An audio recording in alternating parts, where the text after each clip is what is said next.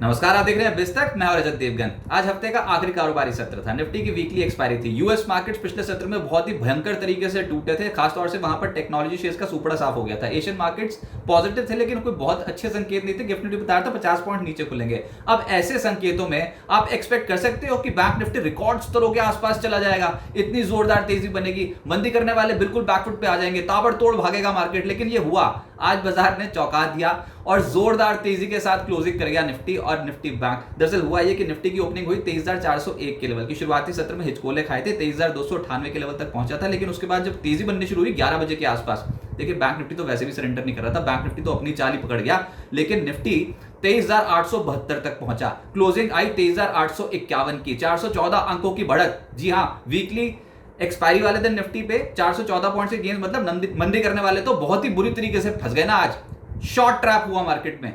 Nifty bank 1172 अंकों के gains के साथ 54,290 के लेवल पे बंद हुआ और निफ्टी बैंक का आज का हाई लेवल है 54,407। सेंसेक्स 1,508 अंकों के गेंस के साथ 78,553 के लेवल पे हुआ है बंद। बैंकों ने बाजी पलट दी। निफ्टी बैंक का अब तक का रिकॉर्ड लेवल है 54,467.35, जो कि 26 सितंबर 2024 को छुआ था और अब उस लेवल के आज बेहद करीब आ गया था, क्योंकि आज के दिन का हाई है 54,407, क्लोजिंग आई है 54,290। ऑल टाइम हाई लेवल्स के बेहद नजदीक पहुंचा। और ये जो दिग्गज बैंक्स हैं, एचडीएफसी बैंक, आईसीआईसी बैंक, जिसके नतीजे आने हैं वीकेंड पे, वो ऑल टाइम हाई लेवल्स पर पहुंच चुके हैं। इतनी जोरदार तेजी। तो बताओ कहां है मंदी? मंदी वाली मार्केट में बैंकिंग स्टॉक्स के ऑल टाइम हाई लेवल्स पे जाएंगे।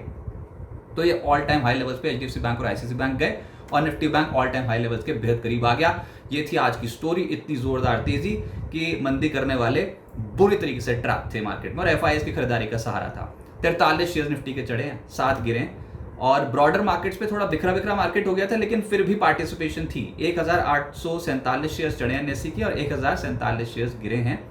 निफ्टी गेनर्स में इटर्नल नजर आएगा आपको जोमैटो, जो आज लगभग 4.5% चढ़ा है। फिर सन फार्मा 4.25% चढ़ा। आईसीआईसी बैंक 4.25% ऊपर। भारतीय एयरटेल 3.25% चढ़ गया और बजाज फिनसर्व 3% ज्यादा चढ़ गया। निफ्टी लूजर्स में विप्रो रिजल्ट्स का इंपैक्ट था, 4% ये टूट गया पोस्ट रिजल्ट्स। गाइडेंस घटा दी है कंपनी ने Q1 की, उसका इंपैक्ट देखने को मिला। Hindalco, Tech Mahindra, Hero MotoCorp, Coal India, इन सब स्टॉक्स में आज के सत्र में दबाव देखने को मिला। एफएनओ गेनर्स में डिलीवरी का नंबर आया 7% ऊपर। इटर्नल निफ्टी का ही टॉप गेनर बना। फिर आईसीआईसी बैंक, भारतीय एयरटेल, ये सब स्टॉक्स निफ्टी के टॉप गेनर्स की सूची में शामिल है। एक और स्टॉक था एबीबी, जहां पर आज 3.5% के रिटर्न आए। एफएनओ लूजर्स में विप्रो निफ्टी का टॉप लूजर, फिर डेविस लैब्स, एलटीआईएम, टाटा कम्युनिकेशन और पेटीएम जैसे स्टॉक्स में गिरावट देखने को मिली। मिड कैप गेनर्स में फर्टिलाइजर स्टॉक्स में एक्शन था, जिसमें फैक्ट सबसे तेज चला है 14%।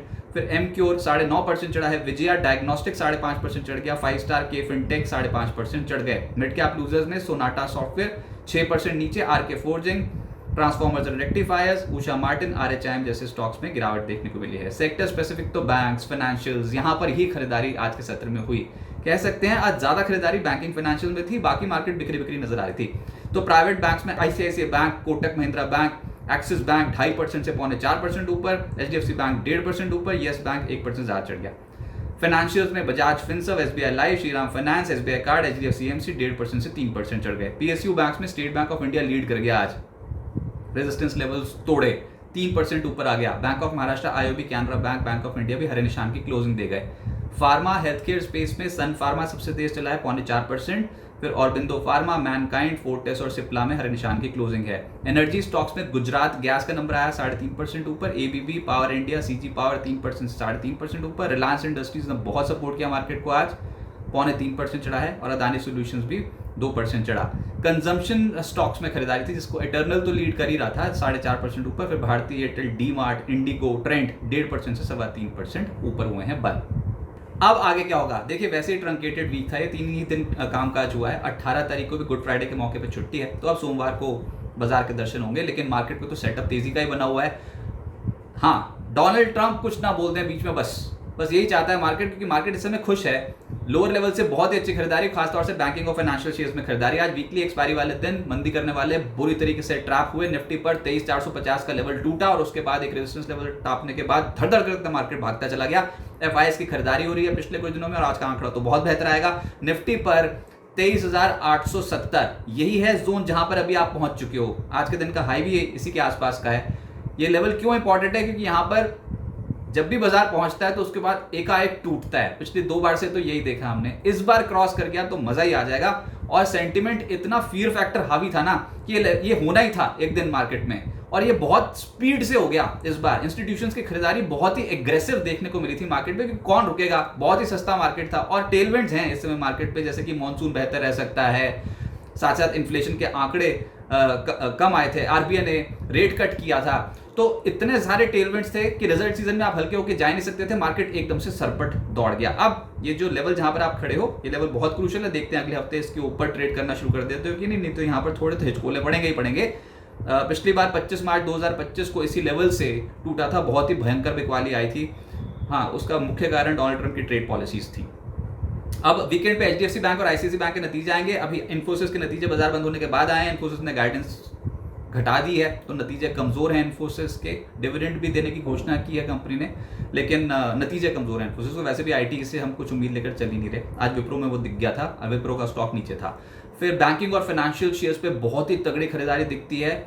एक ऐसा इंडेक्स निफ्टी फाइनेंशियल तो पहले ही रिकॉर्ड लेवल से पहुंच गया था, अब बैंक निफ्टी पीछे पीछे रिकॉर्ड लेवल से पहुंचने की कोशिश कर रहा है। हो सकता है कि अगले हफ्ते पहुंच जाए, अगर एचडीएफसी बैंक और आईसीआईसी बैंक के नतीजे बाजार को पसंद आ गए तो। उसके बाद फिर अगले हफ्ते एक्सिस बैंक के भी तो नतीजे आने वाले हैं। लेकिन ये नहीं कि सिर्फ बैंकिंग और फाइनेंशियल्स के बलबूते ही चलोगे आप।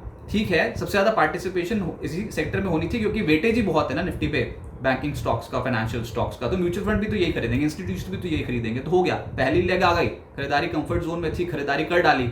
लेकिन अब क्या, इसके बाद जब नतीजों का सीजन है तो बाकियों का पार्टिसिपेशन बहुत ज्यादा जरूरी है। तो देखते हैं कि अब कौन कमान संभालता है। लेकिन अगर कोई और सेक्टर ना आया सामने तो फिर कंसंट्रेशन रिस्क बहुत ज्यादा है, यानी कि सिर्फ बैंकिंग और फाइनेंशियल चढ़ते चले जा रहे हैं, बाकी पीछे छूट जाएंगे। तो ऐसी मार्केट को हेल्दी तो नहीं समझी जाती। देखते हैं ब्रॉडर पार्टिसिपेशन होता है कि नहीं।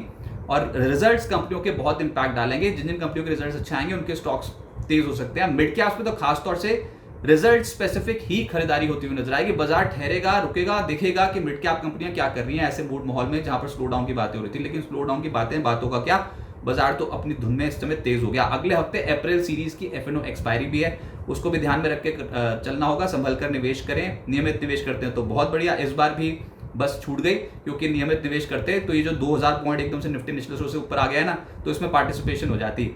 डर के मारे खरीद नहीं पाए बहुत सारे लोग। लेकिन हाँ, यही तो है, फिर बाजार को टाइम नहीं कर सकते। बाजार ने फिर से प्रूव कर दिया। तो जब गिर रहा था तो बहुत ही भयंकर गिरा, चला तो बहुत ही स्पीड से चला। ओवर लेवरेज पोजीशन ना बनाए, नियमित निवेश करेंगे तो बहुत बेहतर। बाजार ने बहुत तगड़ी चाल दिखाई है। लेवल वही है जहां से पिछली बार आप टूटे थे, लेकिन इस बार टेलविंड्स हैं बाजार के साथ, पॉजिटिव ट्रिगर्स भी जुड़े हुए हैं और रिजल्ट सीजन ऑन है। अगले हफ्ते HCL Tech, Axis Bank, HUL, Nestle, SBI Life, Tech Mahindra, Maruti, Shriram Finance, Nifty की कंपनियां, इनके नतीजे आने। और बाजार ने आज बहुत ही गजब की खरीदारी, धुआंधार तेजी। तो डोनाल्ड ट्रंप को ठेंगा दिखाते हुए मार्केट आज के सत्र में चढ़ गया। लेकिन हम नेग्लेक्ट नहीं कर रहे हैं डोनाल्ड ट्रंप को। कुछ बोल दिया उन्होंने वीकेंड के दौरान तो उसका एक बड़ा इंपैक्ट देखने को मिलेगा। लेकिन चलो, उन्होंने 90 दिन का ग्रेस पीरियड दे रखा है, तो अभी तो ये ग्रेस पीरियड शुरू ही हुआ था, 5-6 दिन ही बीते थे और बाजार एकदम से सरपट दौड़ गया। तो उम्मीद करते हैं कि बाजार पे तेजी जो हो और कंटिन्यू होती हुई नजर आए।